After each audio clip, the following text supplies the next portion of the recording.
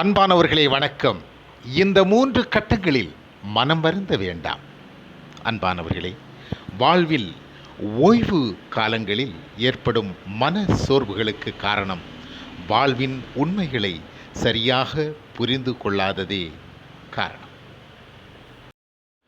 முதல் கட்டம் என்பது 58 வயது முதல் 65 வயது வரையிலான கட்டம். உங்கள் வேலை இடம் உங்களை விட்டு விலகும். நீங்கள் உங்கள் தொழில் வாழ்க்கையில் எவ்வளவு பெரிய வெற்றி பெற்றிருந்தாலும் அல்லது அதிகாரம் கொண்டிருந்தாலும் ஒரு நாள் சாதாரண மனிதராகவே பார்க்கப்படுவீர்கள். அதனால் உங்கள் பழைய பதவியோ தொழிலின் பெருமையோ மாறாது என்று நினைத்து அவற்றில் பற்றி கொள்ளாதீர்கள். எவ்வளவு பெரிய நிலையில் இருந்தாலும் நம்முடைய இந்த கட்டம் மிகவும் பொறுமையாக இருக்க வேண்டிய கட்டம்.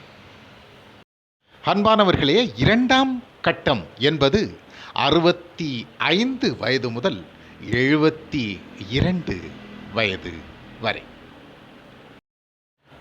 அன்பானவர்களே, இந்த வயதின் கட்டம், இந்த வயதில் சமூகமும் உங்களை விட்டு விலகத் தொடங்கும்.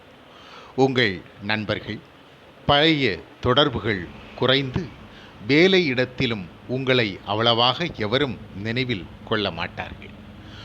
நான் ஒரு காலத்தில் என்று சொல்லாதீர்கள். காரணம், இன்றைய தலைமுறை அதை பெரிதாக எடுத்துக்கொள்ள மாட்டார்கள். இதை ஏற்றுக்கொண்டு மனம் வருந்தாதீர்கள். நிம்மதியாக இந்த நாட்களை புரிந்து கொண்டு நடந்து கொள்ளுங்கள். அன்பான உறவுகளே, மூன்றாம் கட்டம் என்பது 72 வயது முதல் 77 வயது வரை. அன்பானவர்களே, இந்த கட்டத்தில் உங்கள் குடும்பமும் நெருங்கியதாய் இருக்க முடியாது. உங்கள் பிள்ளைகள், பேரப்பிள்ளைகள் இருந்தாலும் பெரும்பாலும் நீங்கள் உங்கள் துணையோ அல்லது தனியாகவோ இருப்பீர்கள். பிள்ளைகள் சந்தர்ப்பம் கிடைக்கும்போது வருவது ஒரு அன்பின் வெளிப்பாடு. அதனால் அவர்கள் அடிக்கடி வரவில்லை என்று வருத்தப்பட வேண்டாம். அவர்கள் வாழ்க்கை பொறுப்புகளில் மூழ்கி இருக்கிறார்கள்.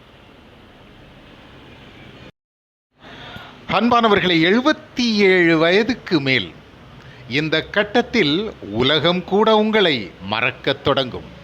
ஆனால் இதை ஒரு துன்பமாக நினைக்காதீர்கள். இது இயற்கையின் நடைமுறையாகும். ஒவ்வொருவரும் இதே பாதையை கடந்து செல்ல வேண்டும். இதுதான் உண்மை. எனவே அன்பானவர்களே, உங்கள் உடல் இன்னும் வலுவாக இருக்கும்போது வாழ்க்கையை முழுமையாக அனுபவியுங்கள்.